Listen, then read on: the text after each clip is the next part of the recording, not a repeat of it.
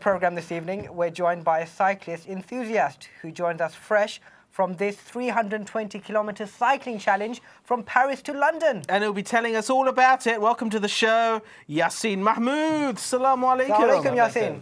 Assalamu alaikum. How are you? Yeah, good, thank you. How How are you your guys? legs? Can't move again. Yeah, I can't really move my legs. Are your legs in ice at the moment? Did you bring your ice bucket? I didn't. You left it at home? I'm well recovered. Oh, he's well recovered. Did you pay a congestion charge, by the way? For Paris? I didn't. London. No, London. yeah, on the way back. Well, it's going to be really good to talk to him. But that's not all. Now, long-distance bike rides can be a real challenge at the best of times. But imagine riding the distance of 320 kilometres. Wow, that's a big distance. That's like more than a mile. Really? Yes. Well, that's exactly what our second guest has accomplished, riding from Paris to London as part of a charity bike ride. When you do a practice ride and you do like 50 kilometers, you feel like, wow, that was so long, 50 kilometers. And then on tech bikers, you do 50 kilometers before lunch.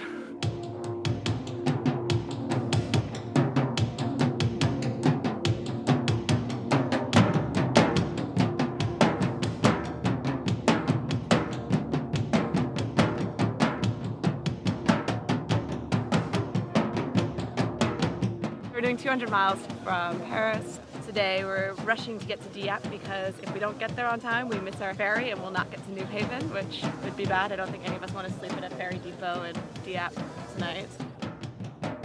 But now it looks like it's going to rain for quite a bit and there's supposed to be thunderstorms at the ferry terminal.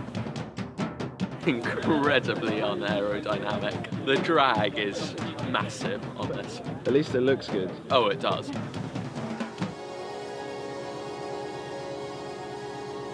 Day one, I was like, man, we got a deal. Day two, I'm like, no, they're getting their money's worth. This is excellent.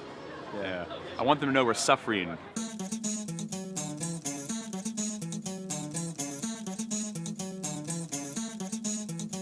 That's the furthest I've ever cycled in my life. It's going to be painful. I don't feel much power in my legs. I think I found it like everybody else. Hard work. One of the best days cycling I've ever had. It's amazing our legs have got us from Paris and eventually all the way to London. So that was the Paris to London bike ride, and we're joined now by Yasin Mahmood, who was one of those cyclists taking part in that mammoth task. Welcome to the show, Yasin. Assalamu alaikum. How you doing? Yeah, good. Good. I noticed... There we go. I noticed there weren't too many fat people on that bike ride. Was there a reason for that? Why would I be excluded? I think we had people of all different shapes and sizes. So, yeah, it was accommodating to all. You don't need to be an athlete to take part, which was nice. Now, did you take part in any training? Because that's a huge amount. They did organise practice rides. I made it to one, which was from here to Epping. Right. It wasn't that long. And That's then down the road. That's like... You can't compare that to 20 minutes, to London. half hour? Yeah, it was down the road. And then a couple of us did 30-mile rides. A few others took it a bit more seriously. I was a bit more laid back. But yeah, I got through it. I guess someone doing this for the first time, even 30 kilometres, is quite a distance.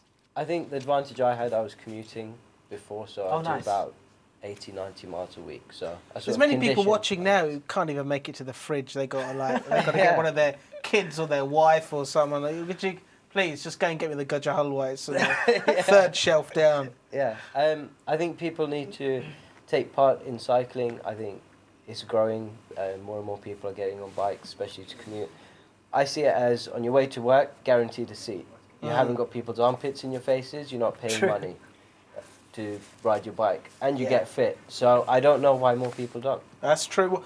How did you tackle the bit of water in between London and France? Just that, yeah. How do you tackle that small thing? What did you So do we with had that? these custom boats where you put your bike on and you pedal. No, we didn't. We Oh, that would have made for an interesting interview. Yeah, it would have. No. That's a shame. So on the first day you go from Paris to Vernon, and then I think that's how you say it. My French isn't very good. And then from there we go to. Pritch, can you try that? How would you pronounce that, Pritch? Give us your French accent. Vernon. Vernon, like Vernon Jackson. Vernon. Is that how they pronounce it? That's not good. You got it right then. I did.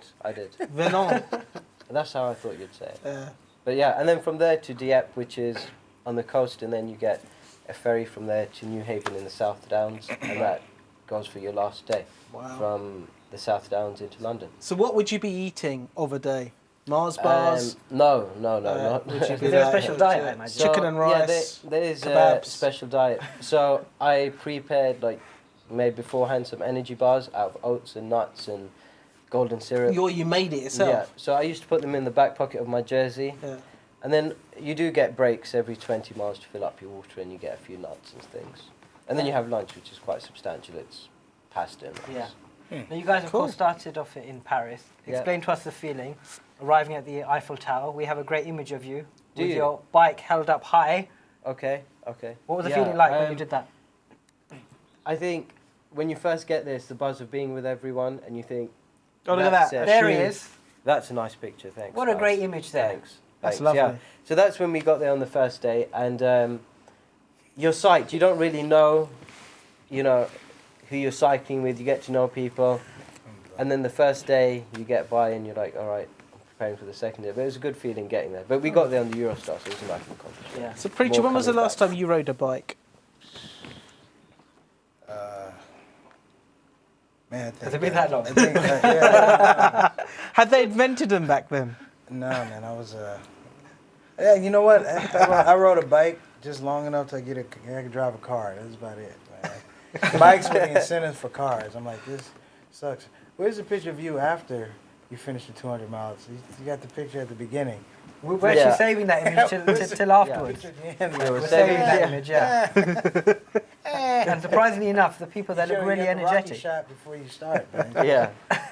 Well, guys, Yasin, thank you so much for joining us. Do stay with us on the sofa. Now, staying with the theme of bikes, a group of medics are cycling across India to help provide better healthcare for the country. Why can't they just use cars? It's a challenge. And Francis Legg has been following their progress. Has he been on a bike following? Médecins Sans Frontières is an international humanitarian organisation which often works in dangerous parts of the world. So it may seem like light work for these medics to cycle from Delhi on a tour across over 3,000 miles of India. The aim is to raise awareness and also funds to support aid programmes in 70 countries. Syria is just one of them. 8 of the projects are far closer to home, here in India. Over 200 enthusiastic cyclists join the tour, among them the outgoing international president of MSF, Dr. Uni Karunakara. It's really exciting to see, first of all, that there is a large group of people who take cycling seriously, of course. Every day millions of people cycle in India, and it is perhaps the most democratic mode of transportation. But unfortunately, our roads and the way we structure our cities are not really suited for cyclists, and I think there's much more work that we should be doing. Make no mistake, this is not an easy task. The rally, which began this month, will end in the southern state of Kerala in February next year. Participants say it's a time to reflect on the work they have done so far and to seek out people's perspectives on health, healthcare and humanitarian action. Along the way, Dr. Una and his team are scheduled to stop in 65 cities, towns and villages. They say they'll meet and greet people at 10 medical colleges. It's also a chance to meet students of the French Institute of Alliance Française, where policies in developing healthcare can be devised. Doctors from various countries are contributing to the cause. Nancy is a doctor from France who has been working for MSF and is participating in the rally. I came here with my family to support MSF and to support the work and that we do here in India and around the world, which is access to healthcare for everyone. MSF is a renowned international humanitarian organisation that provides emergency aid and healthcare to people affected by armed conflict, epidemics, healthcare exclusion and natural or man-made disasters. And it seems riding is proving popular for fundraising in India. This group of bikers are using their Harley-Davidson motorbikes in India's Bangalore province to raise money for underprivileged children. A shorter distance than that of MSF, the 40-mile ride is aimed at helping to send more children to school. What a great initiative there. That is, actually. I'm still trying to figure out why they're doing it, though.